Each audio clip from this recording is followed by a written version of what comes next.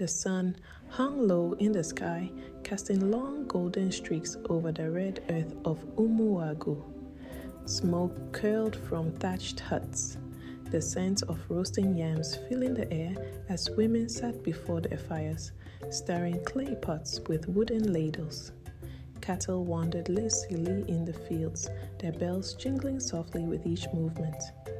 In front of a modest hut, Chiamaka, the daughter of Chief Okonkwo, sat on a low stool, her hands deftly turning yams over the fire.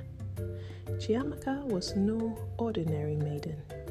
At 25, she possessed a beauty that turned heads in the marketplace, her skin, rich as the earth after rainfall, her low-cut hair adorned with an African-style headband, and her eyes deep pools of wisdom and longing.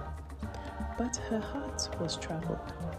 Tonight, she would meet Ikenga, the warrior who had stolen her heart, a man forbidden to her by her own father. As the last rays of sunlight faded, Chiamaka wrapped a shawl around her shoulders and slipped into the forest, her heart pounding. The path to the river was known only to them. There, under the gaze of the moon, Ikenga awaited her.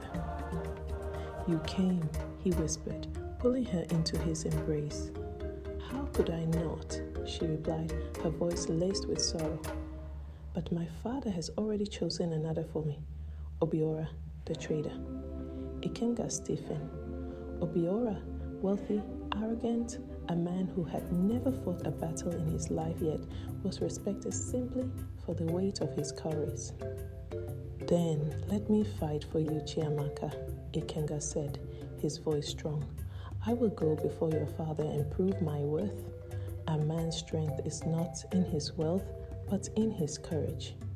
Chiamaka placed a trembling hand on his chest. "It is not my father you must fear, it is the gods." For the gods had spoken. The village Dibia, the great Ezeudo, had delivered a prophecy, a warning. If Chiamaka weds without love, the gods will curse this land, the rivers will dry, the yams will wither, and blood will stain the earth. But Chief Okonkwo did not fear prophecies. He feared weakness, and to him, love was a weakness. The next day, under the shade of the great Iroko tree, the chief sat upon his carved wooden throne, adorned in his finest Isiagu tunic and coral beads. The air was thick with the scent of incense, and the elders sat in a circle, their faces lined with wisdom and age.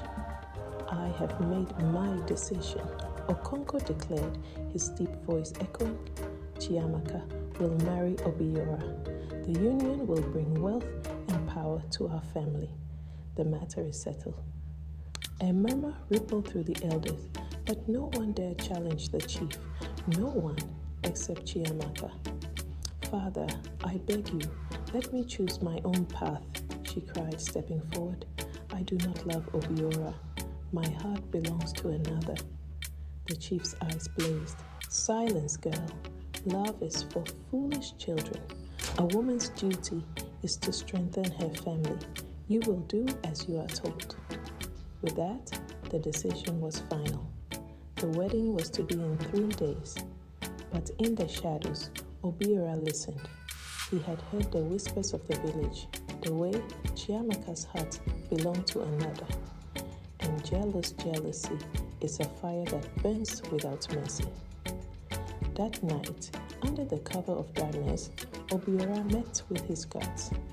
"Ikenga must be removed," he hissed. "The gods will not miss one poor warrior." As dawn broke, Ikenga walked through the forest, his spear resting on his shoulder.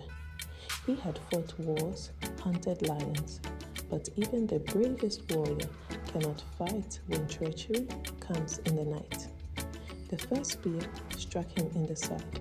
His body crumpled to the ground. The forest fell silent. By midday, the news had spread. Ikenga was dead.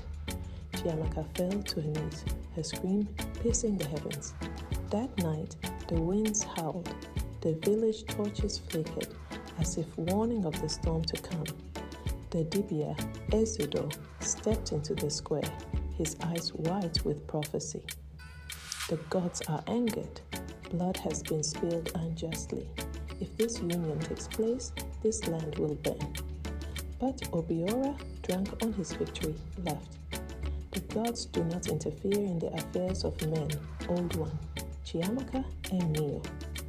On their wedding day, dark clouds gathered, the skies rumbled, and as Chiamaka was led to Obiora, a great wind swept through the village, sending palm fronds crashing to the earth. The ground shook. The river, once full, began to dry before their very eyes. And then Obiora clutched his chest. His breath came ragged. His knees buckled. And in front of the entire village, he collapsed. The gods had spoken. Terror spread through the people. The elders fell to their knees. The chief trembled, his heart weighed with the knowledge that he had defied forces far greater than himself. Chiamaka, tears streaming down her face, turned to the skies.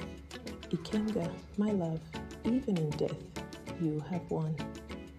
And from that day forth, the tale of Chiamaka and Ikenga was whispered in every household, sung in every moonlit gathering, remembered in the drum beats of the griots. For love, true love, never dies.